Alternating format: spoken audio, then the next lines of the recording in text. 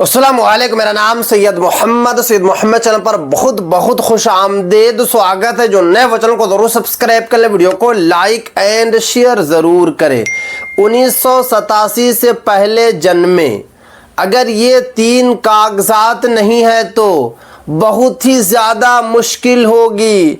देखिए, अगर आपकी अभी एज 40 साल हो चुकी है, या अगर आपकी एज 50 साल हो चुकी है, या अगर आपकी एज 60 साल या 70 साल हो चुकी है और आपके पास 3 कागजात नहीं है तो आने वाले वक्त में आपको काफ़ी ज़्यादा दिक्कत होगी, आपको काफ़ी ज़्यादा मुश्किलात का सामना करना पड़ेगा, क्योंकि सुप्रीम कोर्ट द्वारा नया आदेश को जारी किया गया है।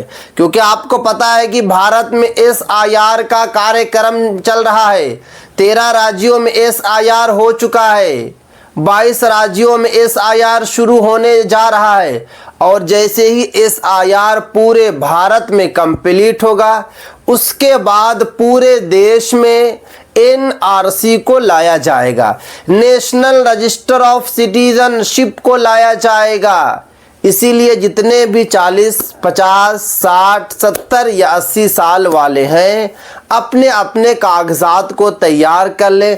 3 कागजात को ज़रूर तैयार कर ले। तो चलिए मैं आपको एक एक करके इस वीडियो में पूरी की पूरी जानकारी देने वाला हूं। वीडियो को आप लोगों को स्किप बिल्कुल भी नहीं करना। 1987 से पहले जन्म का सबूत नहीं है, ये 3 कागज बचाएंगे आपकी ज़मीन और पहचान। यानी कि अगर आपकी एज जो है 40 साल 50 साल हो चुकी है, आपकी पैदाइश 1987 से पहले की है, तो 3 कागजात जो है आपकी ज़मीन को बचाएगा, आपके घर को बचाएगा, आपकी नागरिकता साबित करेगा। उसके बाद आगे देखिए, आज 100 में से 90 लोगों के पास माता पिता का जन्म प्रमाण पत्र नहीं है।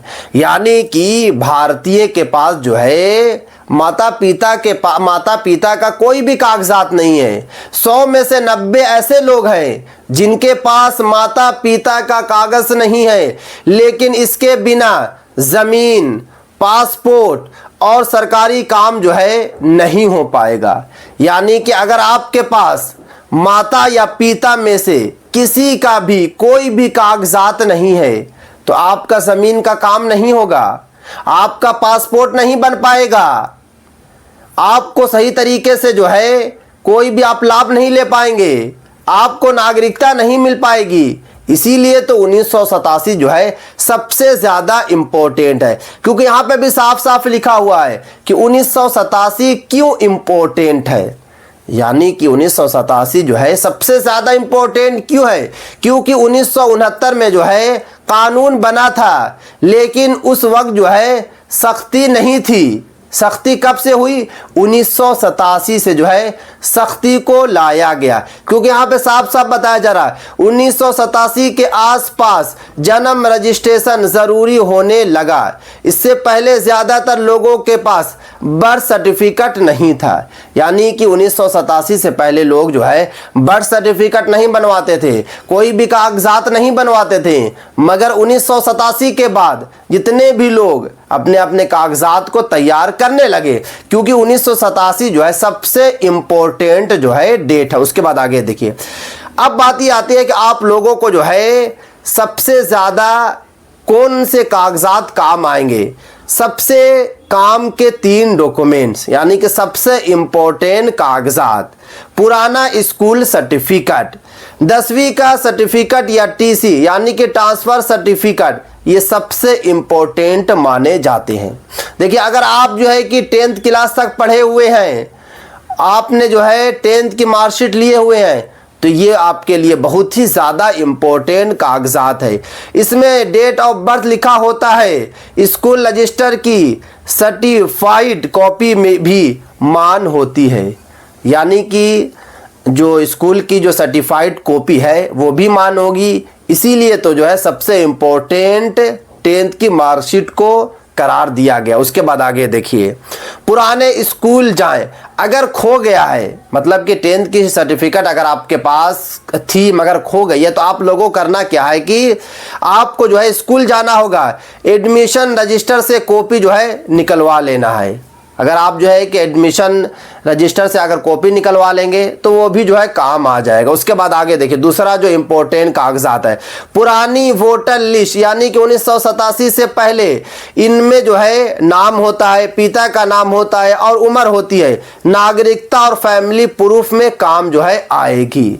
अगर आपके फादर का या फिर जो है मदर का या ग्रैंडफादर का 1987 से पहले वाला वोटर आईडी कार्ड है तो आप लोगों को संभाल के रखना है, क्योंकि इसी से जो है आपको नागरिकता मिलेगी। ये नागरिकता का सबसे इंपॉर्टेंट जो है कागजात है। उसके बाद आगे देखिए, तीसरा जो कागजात है वो है जमीन के पुराने कागज यानी कि लैंड रिकॉर्ड्स।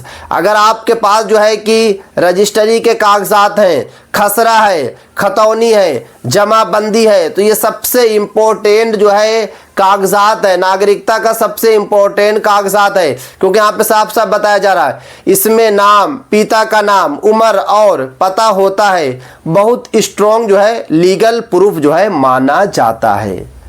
तो पहला क्या है कि 10th की मार्कशीट या टीसी, दूसरा वोटर आईडी कार्ड और तीसरा है जमीन के कागजात। उसके बाद आगे देखिए, एक एक करके मैं आपको इस वीडियो में बता रहा हूं कहां से मिले।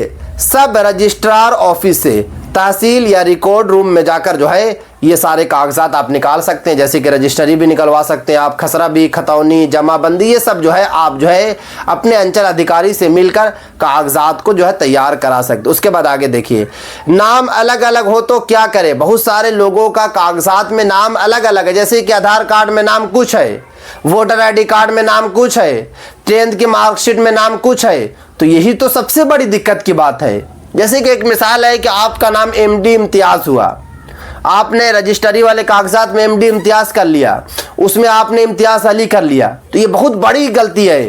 तो ये सबको आप लोगों को सुधार करवाना होगा, क्योंकि यहाँ पे साफ साफ बताया जा रहा है कि अगर आपके कागजात में कुछ भी त्रुटि या कुछ भी गलती है तो आपको भारत की नागरिकता नहीं मिलेगी। इसलिए आपको सबसे पहले जो है एफिडेविट आप लोगों को तैयार कराना होगा, एसडीएम या फिर जो है मजिस्ट्रेट से आपको जो है अटेस्ट लेना होगा। उसके बाद ज़रूरत हो तो जो है गेजेट में जो है पब्लिश होगी, यानी कि एफिडेविट आप लोगों को बनवा कर रख लेना अगर आपके कागजात में कुछ त्रुटि या कुछ गलती है, ताकि इन फ्यूचर अगर एनआरसी लागू होती है या फिर आपको कोई भी लाभ से वंचित किया जाता है तो आप लोग जो है एफिडेविट जो है आप लोग दिखा सकते हैं। उसके बाद आगे देखिए, क्यों ज़रूरी है ये सब।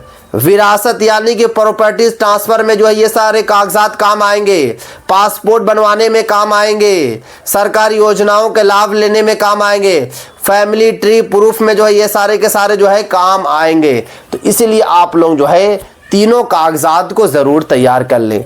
अगर तीन में से एक भी अगर आपने तैयार कर लिया तो समझ लीजिए कि आपका काम हो गया।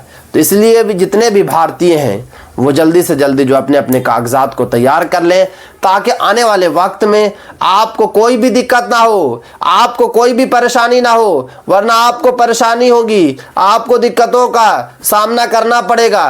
क्योंकि कई वीडियो में मैं आप लोगों को बता चुका हूं, हर 4 दिन 5 दिन के बाद आप लोगों को अवेयर करता हूं, आप लोगों को सावधान करता हूं। तो अभी भी वक्त है कि आप लोग जो है सावधान हो जाए। तो ये थी आज काफ़ी इंपॉर्टेंट वीडियो। अस्सलाम वालेकुम।